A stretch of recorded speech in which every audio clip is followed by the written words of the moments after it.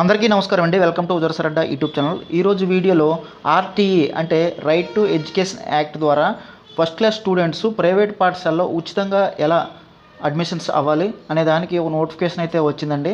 ఆ నోటిఫికేషన్ పూర్తి వివరాలు నేను ఈ వీడియో ద్వారా చెప్తాను. ఎలా జాయిన్ అవ్వాలి, ఏ డాక్యుమెంట్స్ కావాలి, ఎవరు అర్హులు అనే విషయాలన్నీ కూడా నేను ఈ వీడియో ద్వారా చెప్తాను. వీడియోని స్కిప్ చేయకుండా ఎండ్ వరకు చూడండి, మీకు అర్థమవుతుంది. అలాగే ఇంకెవరైనా నా ఛానల్ని సబ్స్క్రైబ్ చేసుకోకపోతే దయచేసి సబ్స్క్రైబ్ చేసుకోండి. మీకు వీడియో నచ్చితే ఒక లైక్ చేయండి. విద్యా హక్కు చట్టం అంటే RTA right to education act 2009 section 12(1)(c) కింద 2024-25 సంవత్సరానికి గాను ఆంధ్రప్రదేశ్లోని ప్రైవేటు పాఠశాలలో 25% ప్రవేశాలకు దరఖాస్తు చేసుకోమని సమగ్ర శిక్ష అభియాన్ రాష్ట్ర ప్రాజెక్ట్ డైరెక్టర్ శ్రీనివాస్ గారు తెలిపారన్నమాట. రాష్ట్ర వ్యాప్తంగా 9350 పాఠశాలలు విద్యా హక్కు చట్టం కింద వివరాలు నమోదు చేసుకున్నాయి. వీటిల్లో 25% సీట్లకు ప్రభుత్వం నిర్ణయించిన ఫీజుకు ప్రవేశాలు కల్పిస్తారన్నమాట. 5 నుంచి 6 సంవత్సరాల మధ్య వయసు ఉన్న పిల్లలందరూ కూడా ఈ ఫస్ట్ క్లాస్లో జాయిన్ అవ్వడానికి అర్హులే. ఎవరికి వారు సొంతంగా దరఖాస్తు చేసుకోవచ్చు, లేదా మీ దగ్గరలో ఉన్న మీ సేవా సెంటర్ కానీ లేదా నెట్ సెంటర్కి వెళ్ళైనా సరే మీరైతే చేసుకోవచ్చు. ఈ సొంతంగా మనం మా మొబైల్లోనే ఎలా చేసుకోవాలని కూడా నేను చెప్తాను. వీడియోని స్కిప్ చేయకుండా చూడండి. అయితే విద్యా హక్కు చట్టం అంటే ఏంటి ముందు తెలుసుకుందాం.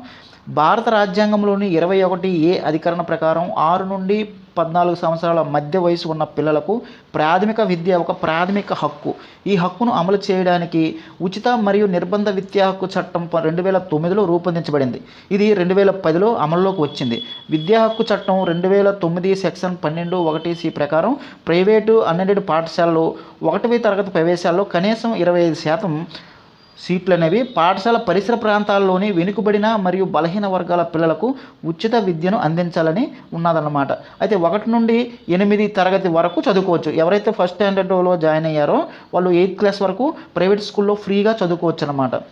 అయితే మొత్తం 25% రిజర్వేషన్లు అయితే కల్పించడం జరిగింది. అవి ఎలా డివైడ్ చేశారో చూద్దాం. అనాథులు, HIV బాధితులు, దివ్యాంగులకి 5%, SC విద్యార్థులకి 10%, ST విద్యార్థులకి 4%, BC, OC మైనార్టీలకు 6%. అయితే వీళ్ళ యొక్క సంవత్సర ఆదాయం గ్రామీణ ప్రాంతాల్లో అయితే 1,20,000 కంటే తక్కువ ఉండాలి. అలాగే పట్టణ ప్రాంతాల్లో అయితే 1,40,000 లోపు అయితే ఉన్నట్లయితే వీళ్ళు అర్హులే, అప్లై చేసుకోవచ్చు. అలాగే రైస్ కార్డు అయితే కంపల్సరీగా కావాలండి. అలాగే విద్యార్థి 1/4/2018 నుండి 31/3/2019 మధ్యలో పుట్టి ఉండాలన్నమాట. అంటే స్టేట్ సిలబస్ పాఠశాలలో చేరడానికి 2024 జూన్ 1వ తేదీ నాటికి విద్యార్థికి 5 ఏళ్ళు నిండి ఉండాలన్నమాట. అయితే ఈ అప్లికేషన్ అప్లై చేసుకోవడానికి లాస్ట్ డేటు 2024 మార్చి 25 అండి. ఈ డేట్ని పొడిగించినట్లయితే తప్పకుండా మీకు తెలియజేస్తాను. టైం ఉంది కాబట్టి ఇప్పుడే మీరు అప్లై చేసుకుంటే బెటర్ ఉంటుంది.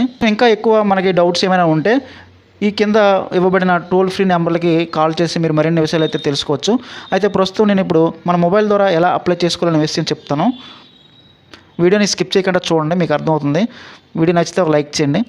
ఈ పేజీకి సంబంధించిన లింక్ నేను డిస్క్రిప్షన్లో ఇస్తాను. అక్కడ నుండి మీరు డైరెక్ట్గా ఈ పేజ్ వరకు అయితే రావచ్చు, లేదా csc.ap.gov.in అని టైప్ చేసినా సరే మీకైతే ఈ పేజ్ అయితే ఓపెన్ అవుతుంది. ఇలా ఓపెన్ అయిన తర్వాత ఇక్కడ చూడండి, రిజిస్ట్రేషన్, లాగిన్ అనేసి 2-3 ఆప్షన్స్ ఉన్నాయి కదా. ఫస్ట్ మనం రిజిస్ట్రేషన్ చేసుకుంటామండి. రిజిస్ట్రేషన్ అనే ఆప్షన్ మీద క్లిక్ చేసిన తర్వాత ఈ విధంగా అయితే మనకి 2 బాక్స్ అయితే కనిపిస్తాయి. ఒకటి child is having Aadhaar number లేకపోతే లేదా అనేసి 2 బాక్స్ ఉన్నాయి. ప్రతి చైల్డ్కి ఆధార్ ఉంటుంది కాబట్టి ఆధార్ నెంబర్ ఎంట్రీ చేయవలసి ఉంటుంది. ఆధార్ నెంబర్ ఎంట్రీ చేసిన తర్వాత గో అనే ఆప్షన్ మీద క్లిక్ చేస్తే ఆటోమేటిక్గా డీటెయిల్స్ అప్లికేషన్ మీద కొన్ని పిచ్ అయిపోతాయండి. ఏజ్ అయితే రాదు, ఏజ్ వచ్చి మనం మాన్యువల్గా అక్కడ ఎంట్రీ చేయవలసి ఉంటుంది. ఈమెయిల్ ఐడి ఉంటే ఎంట్రీ చేయండి, లేకపోతే అవసరం లేదు. అలాగే మనకు పిన్ కోడ్ అయితే ఎంట్రీ చేయాలి.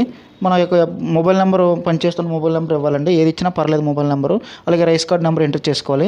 ఇక్కడ ఏజ్ అనే ఆప్షన్ దగ్గర చూడండి, ఇక్కడ 5 సంవత్సరాలు కదా, 5 లేదా 6 అని వస్తేనే అప్లికేషన్ అనేది సబ్మిట్ అవుతుంది, లేకపోతే అవ్వదు. ఆ ఏజ్ మధ్యన ఉన్నట్లు చూసుకోవాలి, అంటే డేట్ ఆఫ్ బర్త్. అలాగే జెండర్ సెలెక్ట్ చేసుకుంటారు, మేల్ అయితే మేల్, ఫీమేల్ అయితే ఫీమేల్. రీజన్ కూడా చేసుకుంటారు, హిందూ అయితే హిందూ, ఏదైతే చేసుకుంటారు అనమాట.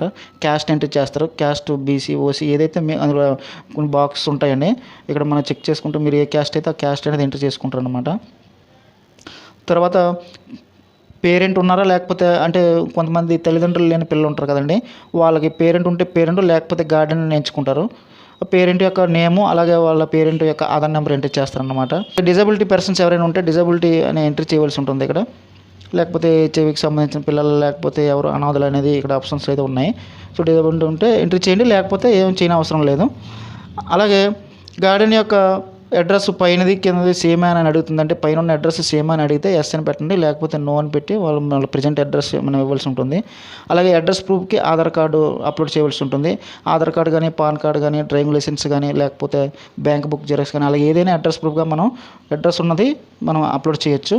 అయితే child Aadhaar card, parent Aadhaar card, అలాగే child date of birth certificate ముందుగానే మనం పీడిఎఫ్ సేవ్ చేసుకుని ఉంచుకోవాలి మొబైల్లో చేసినట్లయితే.